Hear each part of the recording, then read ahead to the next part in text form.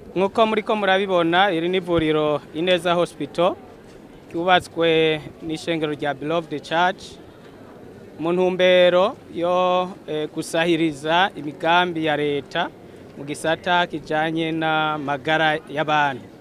Iri vuriro ryubatswe hano kubera ko twabonye by'ukuri ko aka karere gakeneye ivuriro rifise ubuhinga bugezweho kugira ngo risahirize ayandi mavuriro asanzwe ariho.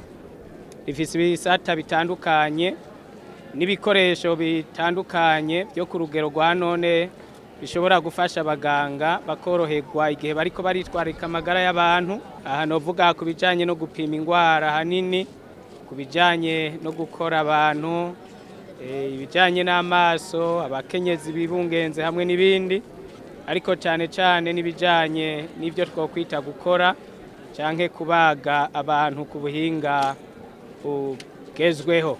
Ariko kandi hariho n'ikindi gisata twabonye gikenewe kubera ko muri aka karere abantu bahangayika gose.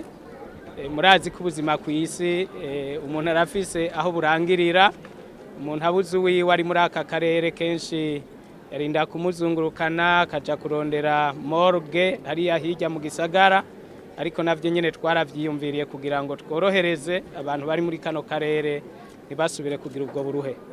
Iki gikorwa caratwaye uburyo butari bukeya nk'imiliyaridi 6 z'amafaranga y'amarundi. Ndavuga inyubako hamwe n'ibikoresho biri ngaha muri iri vuriro.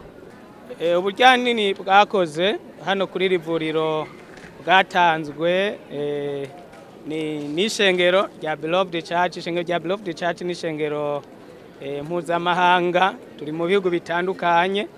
Rero uburyo bwegeranijwe ku cicaro gikuru c'ishengero rya Beloved Church ku isi baradushigikiye kugira ngo dushobore kurangura uyu mugambi. Ishengero rifise imigambi minini. Uhereye hano turi, iyi ni faze ya mbere y'iri vuriro, kubera ko twifuza ko riba ivuriro rinini cyane muri kano karere. Ndavuga mu karere k'ibihugu turimwo.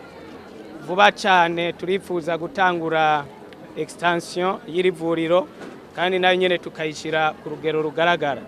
Ariko kandi turafise imigambi itandukanye, haba mu nyigisho, haba kwigisha abo turongo imigambi y'iterambere mu bibanza bitandukanye, kuko ishengero riri mu ntara zitandukanye z'igihugu.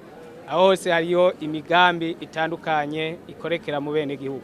Ico tubwira bene gihugu nuko batotinya kutwitura, cyane cyane iyo babonye ivuriro uko rimeze baka n'ibikoresho biriyo. Hari n'abagira koba uti mbega nivyo babizimvye. Oya, ibiciro vya hano n'ibiciro biri hasi cyane kuko twakoze umugambi tugomba gufasha abene gihugu. Hari n'ibiciro uzosanga biri hasi yo mu yandi mavuriro atwegereye hano. Ubu rero ntibotinya kutwitura kuko uhereye kubonana na muganga, dufise abaganga bakwiye, ibipimo byo ku rugero rwo hejuru navyo nyene bikorwa ku mafaranga makeya, uburyamo kuryamika abantu navyo nyene bikorwa ku buryo butoya. Ntibogira impungenge, turiho ku bwabo.